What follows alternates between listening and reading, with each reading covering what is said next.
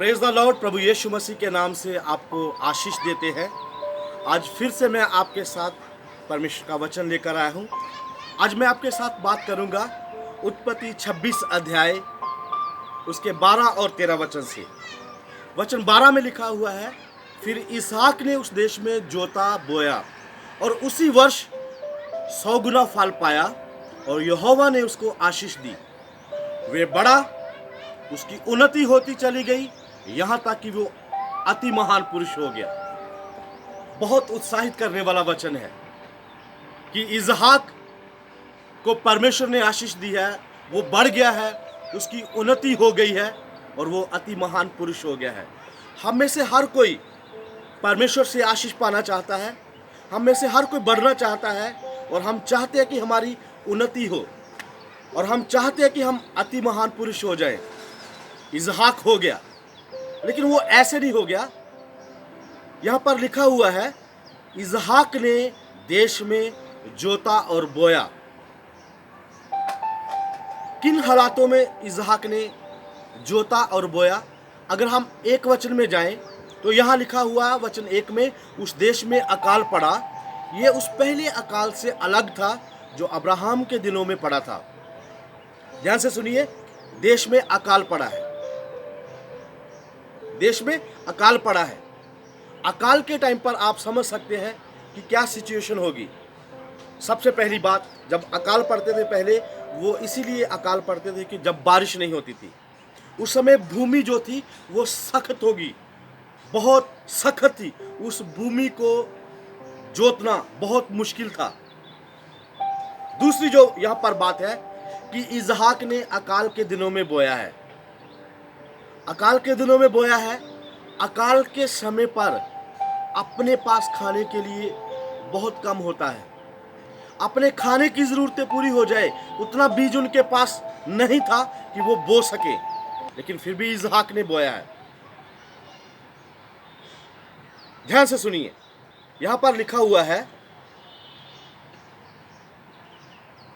ये वो अकाल था जो अब्राहम के दिनों में पड़ा था, ये उससे अलग था।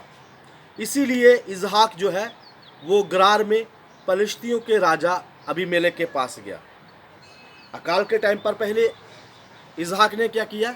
वो पलिश्तियों के राजा के पास गया है, शायद ये सोचकर कि जब पहले अकाल पड़ा था तो अबीमेलेक राजा ने मेरे पिता की मदद की थी, वो मेरी भी मदद करेगा। लेकिन यहाँ पर लिखा हुआ है, 2 वचन में लिखा है, वहाँ यहोवा ने उसको दर्शन देकर कहा, मिस्र में मत जा, जो देश मैं तुझे बताऊं उसी में रह। शायद दूसरा कारण इसहाक का राजा के पास जाने का ये होगा, वो मिस्र में जाने से पहले वहाँ के अपने जो लोकल राजा थे, गरार का राजा था, उसकी परमिशन लेना चाहता था। लेकिन परमेश्वर ने इसहाक को दर्शन दिया। परमेश्वर ने क्या कहा? बहुत महत्वपूर्ण ये लाइन है। परमेश्वर ने कहा, मिस्र को मत जा, मिस्र को मत जा। जो मिस्र है वहाँ पर भरपूरी थी अनाज की। उसकी कई वजह हो सकती है। शायद वहाँ पर बहुत बड़ी नदी थी, सिंचाई के लिए उनको कोई मुश्किल नहीं थी, लेकिन वहाँ अनाज था। लेकिन खुदा ने कहा कि मिस्र को मत जा, जो देश में तुझे दिखाऊं उसी में रह जा। वचन 6 में लिखा हुआ है, इसीलिए इसहाक गरार में रह गया। देखिए, इसहाक गरार में रह गया।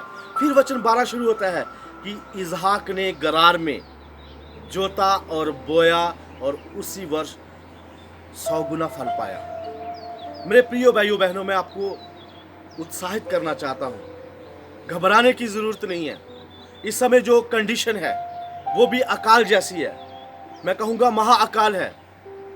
सब फैक्ट्रियाँ बंद हो गई हैं, काम धंधे सारे बंद हो गए हैं, कोई प्रोडक्शन नहीं हो रही, दुकानें बंद हैं, जो मेहनत मजदूरी करने वाले लोग थे उनके काम बंद हैं, जो दिहाड़ी लगाने वाले लोग थे वो काम, उनके काम बंद हो गए, रेडी लगाने वाले थे उनके काम बंद हो गए।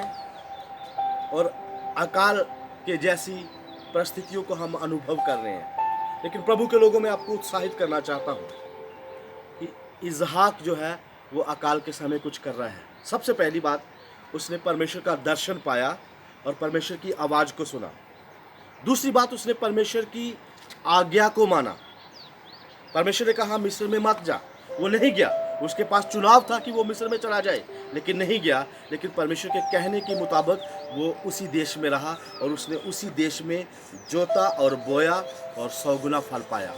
उसके पास ऑप्शन था, उसके पास चुनाव था कि वो मिस्र में चला जाए, लेकिन उसने खुदा की बात को माना। वो उसी देश में रहकर वो जोता और बोया। मैं आपको उत्साहित करना चाहता हूँ बोने के विषय में। आप बोइए, इन दिनों प्रार्थना बोइए, वर्शिप कीजिए अपने घरों में रहकर। और जो आपके पास है, आपके पास धन संपत्ति है, पैसा है, उसको बोइए। सबसे पहले परमेश्वर के लोगों की मदद कीजिए। आपके पास्टर को फ़ोन कीजिए, क्योंकि चर्च बंद है, आपका पासबान आपके पास नहीं आ पा रहा। अपने पास्टर को फ़ोन करिए, उनका अकाउंट नंबर मांगिए और बोइए। देखिए 100 गुना फल पाना है, अकाल के दिनों में बोइए। इसहाक ने, उसका एक भी बीज, लिखा है 100 गुना, उसका एक भी बीज जो है वो व्यर्थ नहीं गया। उसके सारे बीज जो है उसको फल दे रहे हैं। मेरे प्रिय भाइयों बहनों, ज़रूरतमंदों की मदद कीजिए।